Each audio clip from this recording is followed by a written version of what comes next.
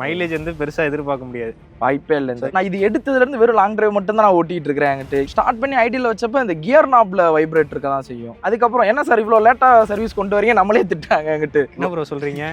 10 லட்ச ரூபாய்க்கு கார் வாங்கிட்டு ஆண்ட்ராய்டு ஆட்டோ ஆப்பிள் கார்பே கிடையாதா? இல்லை, இது வந்து ஒரு 10 லட்ச ரூபா காரில் நம்ம அவ்வளோதான் எக்ஸ்பெக்ட் பண்ண முடியும். ரொம்ப எனக்கு வெளியே ஓடுறதே கேட்கக்கூடாது அப்படின்லாம் நம்ம எக்ஸ்பெக்ட் பண்ண முடியாது. நான் 10 லட்சம் கார் வாங்கிட்டு உனக்கு மாதம் மாதம் இதுக்கும் இஎம்ஐ பே பண்ணணும், நேவிகேஷனுக்கு பே பண்ணணும்னு இருக்கு. நைட் நேரத்தில் இந்த காரில் நம்ம போனோம்னா கொஞ்சம் ரிஸ்க் தான்.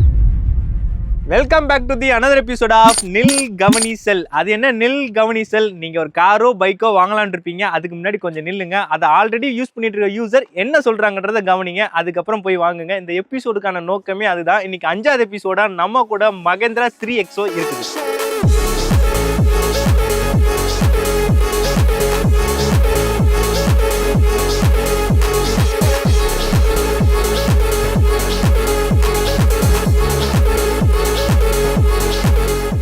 இந்தியாவிலேயே அதிகமாக செல் ஆகிற கார்ஸ்ன்னு பார்த்தா எஸ்யூவி கார்ஸ் தான். அதுவும் ஸ்பெசிஃபிக்காக காம்பேக்ட் எஸ்யூவிஸ் தான் இந்தியாவில் அதிகமாக சேல் ஆகுது. காம்பேக்ட் எஸ்யூவின்னு பார்த்தோம்னா இந்தியாவில் நிறைய கார்ஸ் இருக்குது. அதில் ஒன் ஆஃப் தி கார் தான் இன்னைக்கு நம்ம கூட இருக்குது. இந்த காரில் ப்ரோஸ் என்ன கான்ஸ் என்னன்றது இந்த காரை யூஸ் பண்ணுற யூசர்கிட்ட கேட்டு தெரிஞ்சுக்கலாம். மகேந்திரா 3XOட ப்ரோஸ் என்ன கான்ஸ் என்னன்னு தெரிஞ்சுக்கிறதுக்கு முன்னாடி இந்த காரோட யூசரை நம்ம வெல்கம் பண்ணிடலாம். Welcome bro. Hi bro. Hi bro. உங்களை பற்றினா ஒரு ஷார்ட் இன்ட்ரோ. என் பேர் விக்னேஷ். நான் மதுரையில் இருக்கிற ஊமூச்சி குளத்துலேருந்து வரேன். நான் வந்து ஒரு கான்டென்ட் கிரியேட்டர், ஒரு சேனலில் கிரியேட்டிவ் ஹெட்டாக ஒர்க் பண்ணிட்டு இருக்கேன். அது போக என் பேஜ்லேயும் சில என்டர்டெய்னிங்கான கண்டென்ட் போட்டுக்கிட்டு இருக்கிறேன். Okay, super bro. ஏன் மகேந்திரா 3XO? நான் இதுக்கு முன்னாடி நிறைய கார் பார்த்தேன். என்னோட பேசிக்கான லைனில் வச்சுருந்ததே பார்த்தீங்கன்னா எனக்கு வந்து ஒரு இன்ஃபோர்டைன்மெண்ட் சிஸ்டம் இருக்கணும், பின்னாடி ஏசி வெண்ட் இருக்கணும், பின்னாடி பவர் சாக்கெட் இருக்கணும், 4 பக்கமும் பவர் விண்டோ இருக்கணும். இதுதான் என்னோட பேசிக் இதாக வச்சு, அதுவும் 10 லட்ச ரூபா பட்ஜெட்டுக்குள்ளே இருக்கிற மாதிரி பார்த்துட்டு இருந்தேன். ஸோ நிறைய கார் பார்க்கல இது எனக்கு வந்து 5 பேர் தாராளமாக ஈஸியாக உட்காந்துட்டு போகலாம் அப்படின்ற மாதிரி இருந்துச்சு. கொஞ்சம் நல்லா பார்க்கறதுக்குமே பாருங்களேன், மான்ஸ்டர் மாதிரி நல்லா பெருசாக இருக்குல்ல, நல்லா அந்த எஸ்யூவி லுக்கில் ரகடாக இருக்குது. ரகடாக நல்லா இருக்குது, ப்ளஸ் டர்போ வேறு. ஸோ அதனால் கொஞ்சம் பவரும் நல்லா இருக்கும். அதனால தான் இதை சூஸ் பண்ணது. வேற என்ன கார்லாம் உங்க பக்கெட் லிஸ்ட்ல இருந்துச்சு? என்னோட பக்கெட் லிஸ்ட்ல பாத்தீங்கன்னா நான் ஏறாத கம்பெனி இல்லை. ரெனால்டுல கைகர் பார்த்துருந்தேன், மாருதி சுசுகில ஃப்ராங்க்ஸ் பார்த்துருந்தேன், ப்ரீஸா பார்த்துருந்தேன், அதுக்கப்புறம் ஹுண்டாயில ஃபர்ஸ்ட் எக்ஸ்டர் வச்சிருந்தேன், அதுக்கப்புறம் வென்யூக்கு போனேன். அந்த இன்னும் வேற என்னென்ன கம்பெனி இருக்கு, டொயோட்டாலையும் பார்த்தீங்கன்னா அதே அந்த டைசர் பார்த்தேன். ஸோ எல்லாத்துலேயும் பார்த்தேன். எல்லாத்தையும் மொத்தமாக கம்பேர் பண்ணி என் பட்ஜெட்டுக்கு எது ஓகே சொல்கிறாங்க, வேற என்னென்ன ஃபீச்சர்ஸ்லாம் அடிஷ்னலாக நல்லா இருக்கு, கார் எது நல்லா பெருசாக இருக்கு அப்படின்றத பார்த்து ஃபைனலாக நான் மகேந்திரா சூஸ் பண்ணேன். ஸோ நீங்கள் ஏறாத கார் கம்பெனி இல்லை, எல்லா ஷோரூம்லையும் போயிட்டு எல்லா காரையும் டெஸ்ட் ட்ரைவ் பண்ணிட்டு வந்துட்டீங்க. ஆமாம், எல்லா ஷோரூம், அதுவும் ஒரே பிராண்ட்லேயே 2-3 ஷோரூமும் எங்கே ஆஃபர் கம்மியாக கிடைக்குது. ஸோ அப்படிலாம் ஏறி இது. சரிங்க ப்ரோ, இப்போது நீங்கள் ஒரு விஷயம் சொன்னீங்க, எனக்கு டர்போ இன்ஜின் வேணும், 10 லட்ச ரூபாக்குள்ளே வேணும், எஸ்யூவி காராக இருந்தால் கொஞ்சம் ரகடாக இருந்தால் எனக்கு பிடிக்கும் அப்படின்றீங்க. ஸோ இதே செக்மெண்ட்டில் இதோட காம்படிட்டர் வந்து டாடா நெக்ஸான் இருக்குது, அதுவும் டர்போ இன்ஜினோட தான் வருது. நீங்கள் ஏன் அந்த கார் ப்ரிஃபர் பண்ணல? ஃபஸ்ட்டு எனக்கு ஃபஸ்ட்டு சாய்ஸாக வந்து நெக்ஸான் இருந்துச்சு, பட் எனக்கு லோன் அவைலபிள் இல்லை அப்படின்ட்டாங்க. அதுதான் மெயின் ரீசன். ஸோ அதுக்கப்புறம் அதுக்கு எது எனக்கு லோன் கிடைக்குதுன்னு பார்க்கல மகேந்திரா பண்ணிக்கலாம் அப்படின்னாங்க. எனக்கு அதை விட கொஞ்சம் பட்ஜெட் கம்மியாக இருந்துச்சு. நெக்ஸான் ஐ திங்க் 11 வந்துச்சு, நான் கேட்கல. இது எனக்கு 9.75 வந்துருச்சு. ஸோ அதே ஃபியூச்சர்ஸ் உள்ள கார் வந்து உங்களுக்கு 9.7 வந்து மகேந்திராவில் கிடைக்குது. தென் லோனும் வந்து மகேந்திரா சைடு உங்களுக்கு சீக்கிரமாக ப்ராசஸ் பண்ணி கொடுத்துட்டாங்க. ஆமாம், ஈஸியாக ப்ராசஸ் பண்ணி கொடுத்துட்டாங்க. அதுதான் எனக்கு பட்ஜெட் வைஸும் நான் 10 தான் மெயின் ரீசனாக வச்சுருந்தேன், 10க்கு மேலே போயிடக்கூடாதுன்னு. ஸோ அது எனக்கு நெக்ஸான் அப்படியே மேலே ஏறிட்டே போச்சு. அது கீழே உள்ளதில் வந்து எனக்கு என்னோட பேசிக் சிஸ்டம்ஸ் இன்ஃபோர்டைன்மெண்ட் அது எதுவும் இல்லை. அதனால நான் இதே அப்படியே சூஸ் பண்ணேன். நீங்கள் நினைக்கிற ஃபியூச்சர்ஸோட மகேந்திரா 3XO வந்திருக்கு. ஆமாம், கண்டிப்பாக 3XO ரெவெக்ஸ் இது. ஆமாம், ஸ்பெசிஃபிக்காக இது என்ன வேரியன்ட் ப்ரோ? இது வந்து ரெவெக்ஸ் எம் ப்ரோ. ரெவெக்ஸ் எம். நான் ஃபர்ஸ்ட் 3XO தான் பிளான் பண்ணியிருந்தேன். ஸோ அதில் வந்து பார்த்தீங்கன்னா இந்த இன்ஃபோர்டைன்மெண்ட் இதெல்லாம் வச்சு பண்ணையில் 3XOட மிட் வேரியன்ட் வந்துடுது, அது அரௌண்டு 11 lakhs வந்துடுது. ஸோ அப்போ தான் ரெவெக்ஸ்னு ஒன்று லான்ச் பண்ணியிருக்கிறோம் இருக்குன்னாங்க. ரெவெக்ஸோட பேஸ் எம் வேரியன்ட்லேயே எல்லாமே வந்துடுதுனாங்களா, சரி அதுக்கப்புறம் தான் இதை புக் பண்ணி சும்மா ஒரு காத்திருந்து பல மாசமா காத்துட்டு இருந்தேன் என்கிட்ட. மகேந்திரா 3XOலயே ரெவெக்ஸ் வந்து 3 வேரியன்ட்ஸ்ல இருக்கு. ரெவெக்ஸ் எம் ஆப்ஷன், ரெவெக்ஸ் ஏ அப்படின்னு. இதோட எக்ஸாக்ட் ஆன் ரோட் பிரைஸ் என்ன வந்துச்சு? ஃபர்ஸ்ட் இனிஷியலாக 10-15 மாதிரி சொல்லியிருந்தாங்க ப்ரோ. அதுக்கப்புறம் பேசி அந்த ஆஃபர் இந்த ஆஃபர் எல்லாத்தையும் அள்ளி போட்டு 975க்கு நான் எடுத்தேன் இந்த காரை. 10-15 சொன்னதை 975க்கு நீங்கள் வந்து நெகோஷியேட் பண்ணியிருக்கீங்க. ஆமாம். நீங்கள் எடுத்து எவ்வளோ நாள் ப்ரோ ஆகுது? ப்ரோ நான் டிசம்பர் எண்டில் எடுத்தேன் ப்ரோ. அரௌண்டு ஒரு 4-5 month ஆகும். 5 months ஆகுது. ஸோ அப்போ வந்து நீங்கள் நல்லா ட்ரைவ் பண்ணியிருப்பீங்க. ஆமாம். உங்களுக்கு வந்து மைலேஜ் ஹைவேயில் எவ்வளோ மைலேஜ் வருது, சிட்டிக்குள்ளே எவ்வளோ உங்களுக்கு மைலேஜ் கிடைக்குது? ப்ரோ எனக்கு ஹைவேஸில் பார்த்தீங்கன்னா அரௌண்ட் ஒரு 15-16 அந்த ரேஞ்ச் வந்துடும் ஹைவேஸில். ஆமாம்.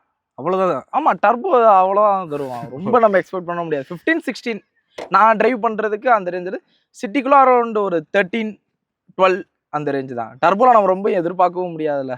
ஓகே. மைலேஜ் வந்து பெருசா எதிர்பார்க்க முடியாது. வாய்ப்பே இல்லை ஸோ இந்த வண்டியில. இதுலயே வந்து மஹேந்திராலயே பார்த்தீங்கன்னா 2 டர்போ இருக்கு. டிஜிடிஐன்னு ஒன்று இருக்கு. ம். இது வந்து பேஸ்ல டர்போ. ஆமா. ஸோ இந்த டர்போலயே உங்களுக்கு வந்து அரௌண்ட் வந்து 15, 16 தான் உங்களுக்கு. ஆமா 16 மேக்ஸிமம் நம்ம ரொம்ப கரெக்டா ஓட்டினோம்னா ஒரு 17 அது ரேர் தான். நம்ம வந்து கண்டிப்பா நீங்க 17, 18 எடுத்துடலாம் அப்படின்றது வந்து ரொம்ப நம்ம இது பண்ண முடியாது. எப்படி ப்ரோ நீங்க வந்து 2000 ஆர்பிஎத்துக்கு மேல ரவ் பண்ணி ஹார்ஷா ஓட்டுவீங்களா இல்லனா 2000 ஆர்பிஎத்துக்குள்ள தான்? டிபெண்ட்ஸ் அது. டிபெண்ட்ஸ். எப்படி ஓட்டினாலும் அந்த மைலேஜ் தான் கிடைக்குது. ஆமா நான் 2000 ஆர்பிஎம் கீழ மைல்டாவே ஓட்டணும் அப்படின்னு ட்ரை பண்ணேன்னா ஒரு அது ஹைவேஸ் நான் சிட்டிக்குள்ளலாம் கண்டிப்பா நம்ம 4வது கியரை தாண்ட முடியாது இந்த வண்டியில சிட்டிக்குள்ள. ஓகே. ஸோ ஹைவேஸ்ல இப்போ வரைக்கும் நான் ட்ரை பண்ணது அதிகபட்சம் ரேர் கேஸ்லாம் நம்ம மெதுவாக ஓட்டினா 17, 18 கிட்ட அவ்வளோதான். அதுக்கு மேல ரொம்ப நம்ம இது பண்ண முடியாது. அதுவுமே ரேர் கேஸ் தான். ஓகே. நீங்க யாரும் 3XO வாங்கணும்னு நினைக்கிறீங்க, அதுவும் டர்போ இன்ஜின்ல வாங்கணும்னு நினைக்கிறீங்கன்னா மைலேஜ் வந்து பெரிய லெவலில் எதிர்பார்க்க முடியாதுன்றது யூசரோட கருத்து. ஸோ நீங்க வந்து மைலேஜ் கான்சியஸா இருக்கீங்கன்றனா கொஞ்சம் பார்த்து வாங்கிக்கோங்க. அடுத்து எல்லாரும் பெருசா எதிர்பார்க்கறது வந்து டிரைவர் கம்ஃபோர்ட் வந்து நல்லா இருக்கணும் அப்படின்னு நினைப்பாங்க. உங்களுக்கு இந்த கார்ல டிரைவர் கம்ஃபோர்ட் எந்த லெவலில் இருக்கு? கம்ஃபர்ட்டுக்குலாம் பஞ்சமே இல்லை ப்ரோ. சூப்பராக இருக்கும் ஓட்டுறதுக்கு. ஸ்டேரிங் ஹேண்ட்லிங் தான் எனக்கு ரொம்ப பிடிச்சிருந்தது. நல்லா ஸ்மூத்தாக இருக்கும் வண்டி ஓட்டுறதுக்கே. பிரேக்ஸ் மட்டும்தான் கொஞ்சம் ஹார்டாக இருக்கும். மித்தபடி எனக்கு வண்டி ஓட்டுறப்ப நல்ல ஒரு பறக்கிற மாதிரி நல்ல ஒரு ஃபீல் இருக்கும். செம்ம கம்ஃபர்ட்டாக இருந்துச்சு. லாங் டிரைவ் போகிறதுக்குலாம் உங்களுக்கு கம்ஃபர்டபுளாக இருக்கா? ப்ரோ ரொம்ப ரொம்ப கம்ஃபர்டபுளாக இருந்துச்சு. எனக்கு லாங் டிரைவ் நான் இது எடுத்ததுலேருந்து வெறும் லாங் டிரைவ் மட்டும் தான் நான் ஓட்டிகிட்டு இருக்கிறேன். என்கிட்ட இப்போயே கிட்டத்தட்ட 5000 கிலோமீட்டர் தாண்டிடுச்சு வண்டி. அது ஃபர்ஸ்ட் எடுத்தோடனே தனுஷ்கோடி, அடுத்து இங்கிட்டு திருச்சி, இப்படி மாறி மாறி எல்லா பக்கமும் சுற்றிட்டேன். ஸோ அதனால் எனக்கு லாங் டிரைவில் பெருசாக எனக்கு அலுப்பு தெரியல, எதுவுமே தெரியல. நான் ஒரு ஆள் தான் எங்கள் ஃபேமிலியில் டிரைவர். ஸோ அதனால் நானே ஓட்டிகிட்டு போயிட்டு நானே ரிட்டர்ன் நைட்டோட நைட்டாக வருவேன். எந்த அலுப்பும் தெரியல. செம்ம கம்ஃபர்ட்டாக இருந்துச்சு. இப்போ ஃபேமிலியோட போகிறீங்கன்னா பின்னாடி வந்து 3 பேர் உட்காந்து போகிறாங்க. ஸோ அவங்களுக்கு இந்த கார் எந்த லெவலில் கம்ஃபர்டபுளாக இருக்குது? நான் மெயினாக என்ன இந்த காரை சூஸ் பண்ண வச்சதுக்கு ரீசனே அதுதான் ப்ரோ. நான் எல்லா கார்லையும் பார்க்குறப்ப எனக்கு பின்னாடி 3 பேர் கம்பல்சரி ஃப்ரீயாக உட்காரணும். கொஞ்சம் ஃப்ரீயாக உட்காரணுன்றது. ஸோ இதில் வந்து தாராளமாக உட்காந்துக்கலாம். பின்னாடி 3 பேர் தாராளம். என்னை மாதிரி ஆட்களே பின்னாடி 3 பேர் தாராளமாக உட்காந்துக்கலாம். ஒல்லியாக இருந்தால் 4 பேர் கூட உட்காந்துக்கலாங்கிட்டு. ஸோ அவ்வளோ ஸ்பேஷியஸாக இருந்துச்சு. ரொம்ப இந்த பெயின் நெருக்கிட்டு இப்படி உட்காடுறது அந்த மாதிரிலாம் எதுவும் இல்லை. நல்ல ஒரு ஸ்பேஷியஸாக தான் இருக்குது. ஸோ எல்லாருக்குமே கம்ஃபர்டபுளாக இருக்குது. ஸோ தென் வந்து முக்கியமாக கேட்க வேண்டியது வந்து இந்த செக்மெண்ட்டில் இந்த கார் வந்து பார்த்தோம்னா 3 சிலிண்டர் கார். இப்போ இதுவும் நெக்ஸான 3 சிலிண்டரு. இப்போ வென்யூ, சோனட்லாம் பார்த்தோம்னா 4 சிலிண்டர். ஏன் ஃப்ராங்ஸ் கூட 4 சிலிண்டர் தான். ஸோ அந்த 4 சிலிண்டரில் வந்து நமக்கு NVH கொஞ்சம் நல்லாயிருக்கும். ஸோ 3 சிலிண்டரில் அந்த அளவுக்கு இருக்காது அப்படின்றது மக்கள் மத்தியில் ஒரு பெரிய கேள்வி. உங்களுக்கு இந்த காரில் NVH எந்த லெவலில் இருக்குது? உள்ளே இருந்து ஓட்டையில் ரொம்ப நாய்ஸ் கட் பண்ணுது அப்படின்னு நான் சொல்ல மாட்டேன். ஒரு மினிமலான நாய்ஸ் வரதான் செய்யுது. மித்தபடி ஒரு 10 லட்ச ரூபா காரில் நம்ம அவ்வளோதான் எக்ஸ்பெக்ட் பண்ண முடியும். ரொம்ப எனக்கு வெளியே ஓடுறதே கேட்கக்கூடாது அப்படின்லாம் நம்ம எக்ஸ்பெக்ட் பண்ண முடியாதுல்ல. மைன்யூட்டான அந்த ஒரு நாய்ஸு, லைட்டாக அந்த வைப்ரேஷன் இருக்க தான் செய்யுது. ஃபுல் அரெஸ்ட்லாம் பண்ணலை. ஸ்டார்ட் பண்ணி ஐடியில் வச்சப்போ இந்த கியர் நாப்பில் வைப்ரேட் இருக்க தான் செய்யும். ஸோ அது கொஞ்சம் வைப்ரேட் ஆகும். மித்தபடி எனக்கு அந்த ஒரு 80 to 100 போகையில் அந்த நாய்ஸ் இதெல்லாம் நான் அவ்வளோவா நோட்டீஸ் பண்ணதில்லை. ஏன்னா பாட்டு போட்டுட்டு நம்ம டிரைவ் பண்ணிட்டு போவோம் லாங் டிரைவில். அதனால் அந்த நாய்ஸு அந்த இதெல்லாம் நான் இன்னும் பெருசாக ஃபீல் பண்ணதில்லை இந்த வண்டியில். இன்னும் ரொம்ப அடிச்சும் ஓட்டலை. 80 to 100 அதிலே மெயின்டைன் பண்ணிட்டு இருக்கேன். ஸோ எனக்கு எதுவும் கேட்கல. Okay bro. இப்போ நெக்ஸ்ட் கொஸ்டின் என்னன்னா, இந்த காரை நீங்கள் வந்து ஒரு நல்ல ஃபியூச்சர்ஸோட வேணும் அப்படின்னு தான் இந்த வேரியண்ட்டை சூஸ் பண்ணியிருக்கீங்க. இந்த காரில் என்னென்ன ஃபியூச்சர்லாம் உங்களுக்கு யூஸ்ஃபுல்லாக இருக்குன்னு நினைக்கிறீங்க? எனக்கு யூஸ்ஃபுல்லான ஃபீச்சர்னு பார்த்தீங்கன்னா, பின்னாடி 3 பேர் கம்ஃபர்டபுளாக உட்காராங்களா, அவங்களுக்கு இண்டிவிஜுவலாக ஹெட்ரெஸ்ட் கொடுத்துட்றாங்க. அதுக்கு போக சென்டர் ஆம்ரெஸ்ட்டும் வந்துடுது. ஸோ அதனால் ஜாலியாக இருக்குது. எனக்கு மெயினாக வந்து டிரைவருக்குமே ஹேண்ட் ரெஸ்ட் கொடுத்துட்றாங்க. ஸோ அது கை வச்சுட்டு ஓட்டுறப்ப ஒரு நல்ல ஒரு இதாக இருக்குது எனக்கு. மெயினாக நான் சொல்ல வேண்டியது அந்த பேக்லேயும் ஏசி வெண்ட் இருக்குது. ஸோ அது நான் மேஜராக நான் கார் பார்க்குறப்பே பார்த்தது வந்து பின்னாடி ஏசி வெண்ட் இருக்கணும் அப்படின்றதும் ஒரு க்ரைட்டீரியாவை வச்சு தான் நான் காரே தேடிட்டு இருந்தேன். பின்னாடி ஏசி வெண்ட் இல்லை அப்படின்னா அந்த கார் ரிஜெக்டட் அப்படின்னு போயிடுவாங்கட்டு. ஸோ அது மெயினாக பார்த்தேன்.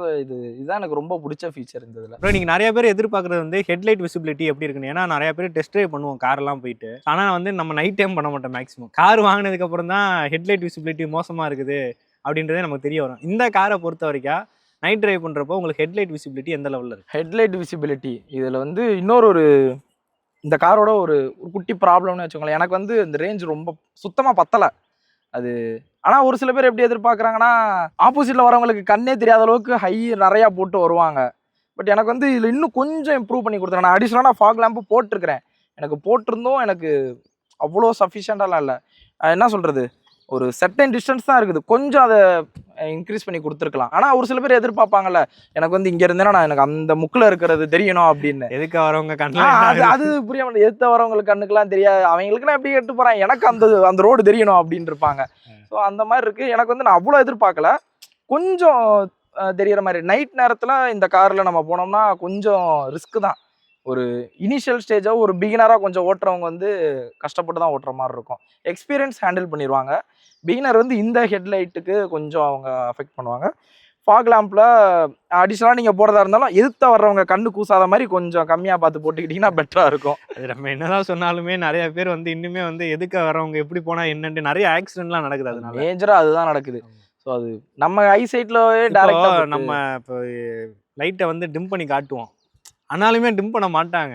ஆனா எப்படி நீ எப்படி வேணாலும் போ அப்படின்ற மாதிரி தான். ஏன்னா இங்க கார் வச்சிருக்க நிறைய பேர் என்கிட்ட கேட்டு நான் பார்த்திருக்கேன் ப்ரோ, எதுக்கு நீங்க லைட் ஆஃப் பண்ணி ஆன் பண்றீங்கன்னு வந்து கேக்குறாங்க. டேய் நான் ஆஃப் பண்ணி ஆன் பண்ணலடா, நீ ஹை பீம் போட்டிருக்க, அதை கொறடா அப்படின்னு உனக்கு இன்டிமேட் பண்றேன்டா அப்படின்னா, அப்படியா ஹை பீம்னா என்ன அப்படின்னு கேக்குறாங்க. ஆஹா, பைக்லயும் இதே மாதிரி நிறைய பேர் பண்ணிட்டு இருப்பாங்க. அங்கிட்டு எனக்கு ரோடு தெரியல அதனால லைட் ஹை பீம் போடுறேன், ரோடு தெரியல கண்ணு தெரியலன்னா ஆஸ்பத்திரிக்கு போங்கடா, இங்க வண்டியில எதுக்குடா லைட், அந்த ஒரு லைட்டு மஞ்சள் கலர் லைட்டை மாட்டிக்கிறவாங்க, அந்த ஒரு ஃபோக்கஸ் லைட் ஒன்று போட்டு எல்லாத்தையும் போட்டு அராஜகம் பண்ணிட்டு. இன்னொன்று வந்து நம்ம லிங்க் பண்ணி காட்டுறதே வந்து நான் பாஸ் பண்ண போறேன் வழி விடு, இதுவே நிறைய பேருக்கு தெரிய மாட்டேங்குது. நிறைய பேர் நீங்க டிரைவிங் சென்ஸ் வந்து ஊர்ல வந்து ஒஸ்ட் தான்.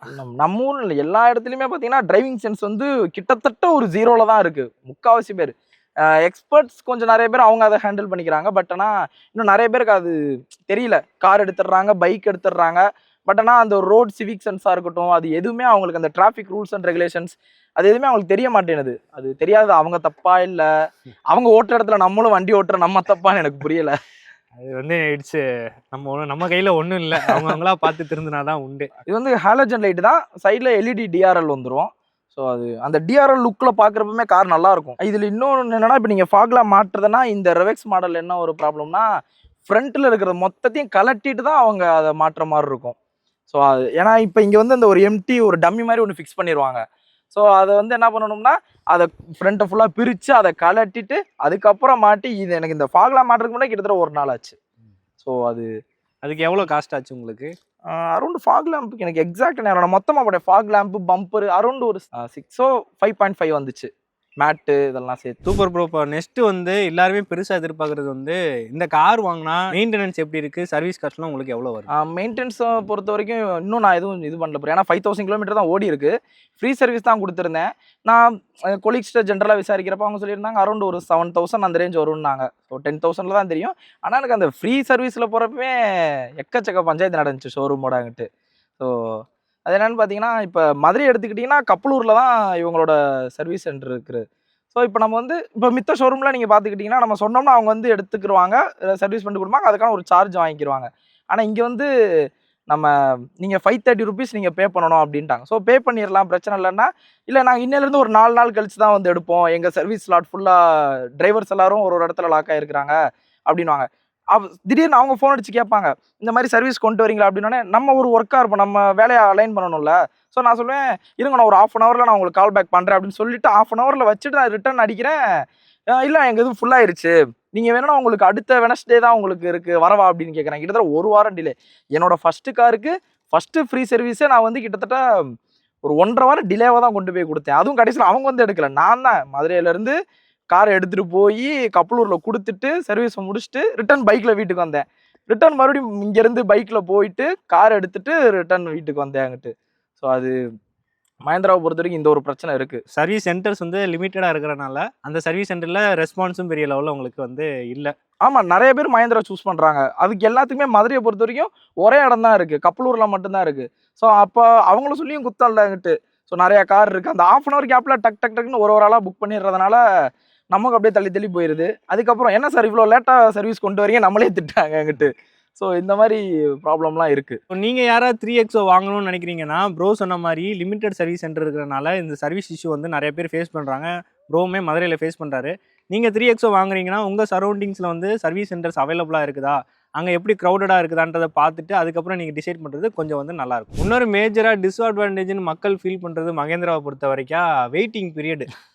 உங்களுக்கு வந்து இந்த கார் புக் பண்ணி எவ்வளோ நாளில் கிடச்சிச்சு? நீங்கள் அந்த வெயிட்டிங் பீரியட் இஷ்யூலாம் ஃபேஸ் பண்ணீங்களா? கண்டிப்பா வெயிட்டிங் பீரியட்னா 1 இல்ல 2 இல்ல, நான் கிட்டத்தட்ட 3.5 மாசம் வெயிட் பண்ணி இந்த கார் எடுத்தேன். அது எப்படி பார்க்குறாங்கன்னா, கார் வாங்குறவங்க வந்து ஒண்ணும் தெரியாது, ஒரு ஒரு பேஸான மைண்ட் செட்லேயே தான் பார்க்குறாங்க. லைக் சொல்லவும் மாட்டேன்றாங்க. இப்போ நான் இந்த கார் அன்னைக்கு புக் பண்ணுறப்ப என்கிட்ட என்ன சொன்னாங்கன்னா, நான் கேட்டு தான் புக் பண்ணேன். எனக்கு தீபாவளிக்கு வேணும் அப்படின்னு சொல்லி கேட்டிருந்தேன். அது தீபாவளிக்கு ஒரு 20 டேஸ்க்கு முன்னாடி. அப்போ என்ன சொன்னாங்க, அதெல்லாம் கொடுத்துடலாம், ஒரு வாரத்தில் கொடுத்துடலாம் அப்படின்னு சொல்லிட்டு இனிஷியலாக அமௌண்ட் வாங்கிட்டாங்க. ஒரு ப்ராப்பரான என்ன பண்ணணும்னா, எங்களுக்கு இத்தனை நாள் ஆகும், உங்களுக்கு கன்ஃபார்ம் பண்ண முடியாது அப்படின்னு சொல்லியிருக்கலாம். பட் ஆனால் அந்த டார்கெட் முடிக்கணும் அப்படின்னு சொல்லி கன்சியூமர் வந்து கண்டிப்பாக இழிச்சா வேணாக்கி தான் இது பண்ணுறாங்க அவங்க. எனக்கு வந்து கிட்டத்தட்ட டேரெக்டாக 3 மந்த் ஆகலை, ஒரு வாரம்னு அப்படியே போய்கிட்டே இருக்கு. ஈவன் தோ நான் கடைசி நாள் கார் எடுக்க போகிறப்பயுமே வந்துக்கிட்டு கிட்டத்தட்ட நான் அமௌண்ட் பே பண்ணிட்டேன். நான் என்னோட எக்ஸ்ட்ரா அக்சசரிஸ்க்கு எல்லாத்துக்கும் பே பண்ணிட்டு டெலிவரி அன்னைக்கு எல்லாம் ரெடி ஆயிரும் அப்படின்னு சொன்னாங்க. நான் கூட சொன்னேன்ல, இந்த ஃபாக் லேம்ப்லாம் கலட்டி மாட்டணும், ஸோ அதுக்கு டைம் எடுக்கும் அப்படின்னு சொன்னேன்ல. ஸோ அப்பயுமே சரின்னு காசை வாங்கிட்டாங்க. ஓகே, நான் கொடுத்துட்டேன். கொடுத்த பிறகு என்ன பண்ணுறாங்க, கார் டெலிவரி அன்னைக்கு சார் இந்த மாதிரி இன்னும் காரில் எதுவும் மாட்டலை, நீங்கள் வேணாலும் இன்னொரு நாள் டெலிவரி எடுக்கிறீங்களான்னு கேட்டேன். ஏன்டா டேய் நான் ஃபேமிலியை கூட்டிகிட்டு வரேன், டெலிவரிக்குன்னு நான் வந்துகிட்டு இருக்கிறேன், இல்லை நீங்கள் இன்னும் நான் முடிக்கலை அப்படின்றாங்க, நீங்கள் இன்னொரு நாள் கொண்டு வரீங்களா? நீங்கள் யோசிச்சு பாருங்கள், மதுரையில் இருக்கிறது ஒன்றே ஒன்று தான், கப்பலூரில். நான் ஊமச்சி குளத்தில் காரை வாங்கிட்டு ஊமச்சி குளம் போயிட்டு மறுபடியும் ஊமச்சி குளத்துலேருந்து கப்பலூர் வந்து இவங்களை பார்த்து முடிச்சு ரெடி பண்ணுற வரைக்கும் நான் வெயிட் பண்ணி உட்காந்து அதுக்கப்புறம் முடிச்சுட்டு நான் எடுத்துகிட்டு போகணும். இது வந்து அவங்க போட்ட இந்த பெட்ரோல் இருக்கும்ல ஃபஸ்ட்டு போடுற, அதுலேயே காலியாக போயிடும், அந்த இதுக்கே காலியாக போயிடும் நான் போயிட்டு வர்றதுக்காங்கிட்டு. ஸோ அது எப்படி சொல்கிறது, இவங்க வந்து அதான் நிறைய பேர் சொல்லுவாங்களே, காசு வாங்கிட்டா ஒரு மாதிரி பேசுவாங்க ஷோரூம்காரங்கன்றது 100% உண்மை தான். வாங்குற வரைக்கும் பண்ணிக்கலாம் சார். வாங்கின பிறகு ஃபோனே நான் 3வது வாட்டி 4வது ரிங்கில் தான் எடுக்கிறாங்க.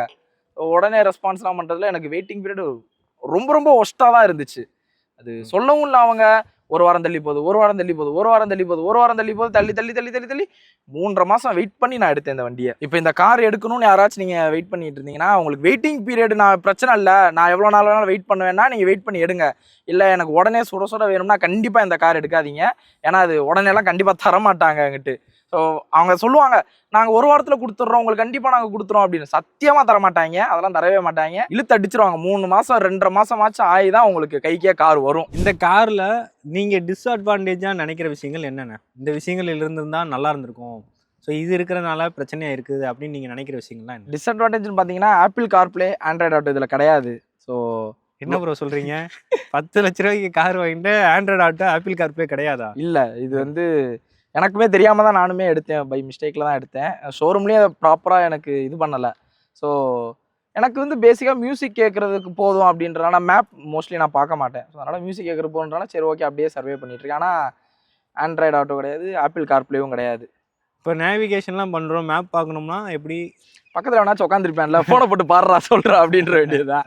எதுக்கு ஒருத்தனை கூட ப்ரோ, அது வந்து இந்த சிஸ்டமில் கிடையாதுங்களா? கிடையாது, இருக்குது. பட் என்னன்னா இதில் நேவிகேஷன் இருக்கிறது வந்து நம்ம மந்த்லி சப்ஸ்கிரிப்ஷன் பே பண்ணணும் அப்படின்ற மாதிரி சொல்லுது. ஏன்டா நான் 10 லட்சம் கார் வாங்கிட்டு உனக்கு மாதம் இதுக்கும் இஎம்ஐ பே பண்ணணும், நேவிகேஷனுக்கு பே பண்ணணும்னு இருக்குது. ஷோரூம் பொறுத்தவரைக்கும் இதை முன்னாடியே எனக்கு ப்ராப்பராக இன்ஃபார்ம்லாம் பண்ணலை, நீங்கள் இது பார்க்க முடியாது அப்படின்னு சொல்லிட்டு.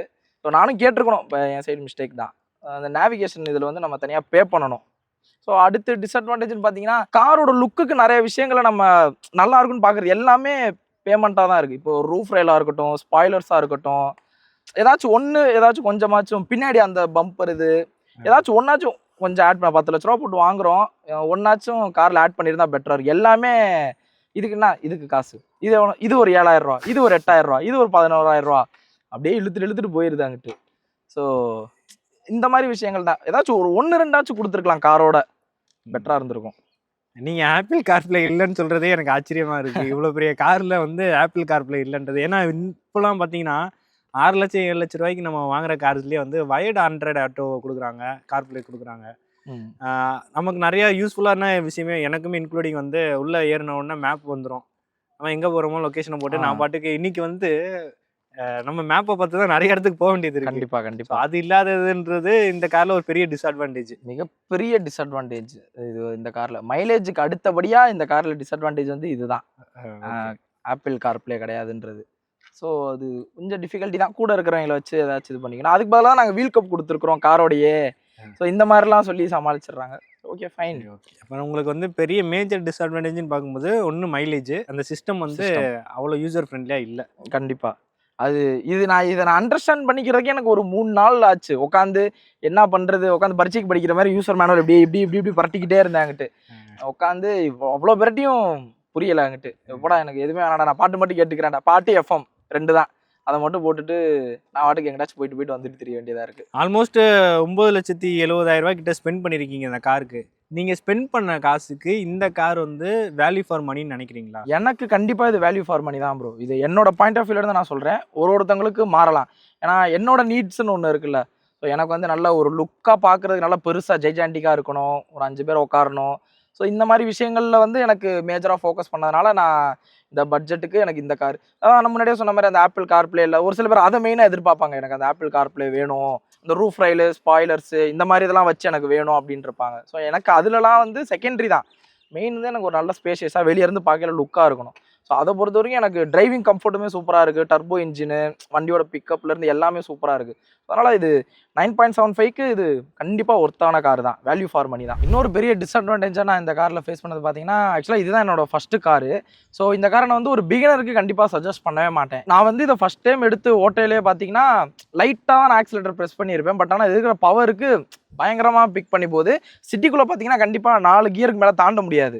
அதுக்குள்ளேயே வச்சு தான் ஓட்டுற மாதிரி இருக்கும். ஸோ பிகினர் இந்த காரை சூஸ் பண்ணுறப்ப கொஞ்சம் பார்த்து சூஸ் பண்ணுங்க. அவங்க எக்ஸ்பீரியன்ஸாக ஓட்டி பழகிருக்கிறாங்க, நிறைய வண்டி ஓட்டியிருக்காங்கன்னா அதே மாதிரி இருக்காது. இது கொஞ்சம் வேற மாதிரி இருக்குது இந்த வண்டி.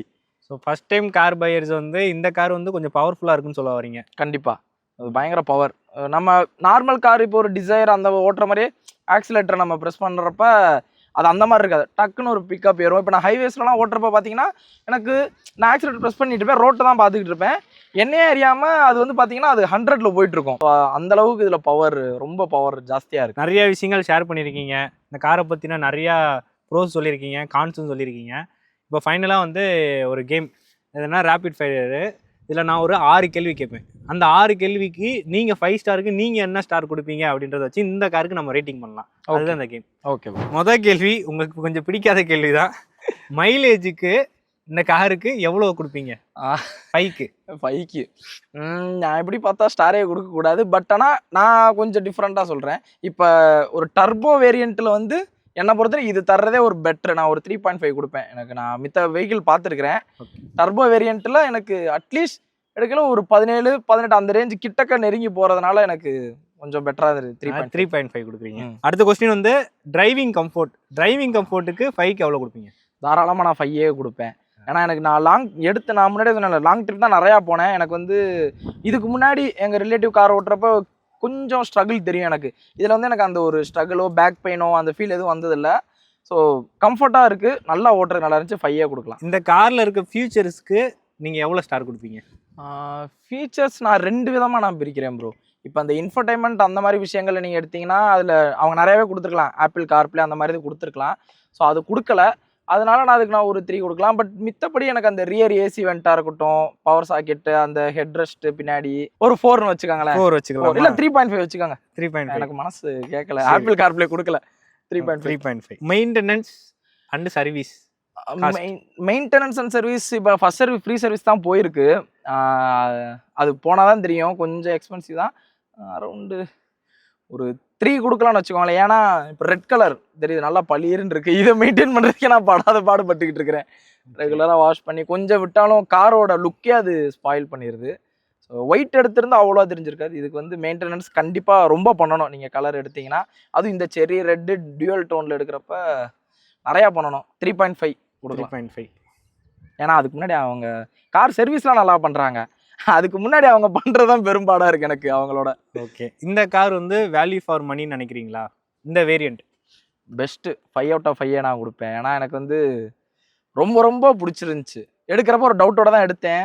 இது எடுக்கிறோமே கரெக்டாக வருமா? நிறைய பேர் சொன்னாங்க டர்போலாம் வராது, என்ன நீங்கள் மைலேஜ் 5-6 தான் தரும் அப்படி இப்படின்னு பயமுறுத்திட்டு இருந்தாங்க. வண்டி என்ன மகேந்திரா, அது என்ன இதுன்னு தெரியுமா அப்படி இப்படின்னாங்க.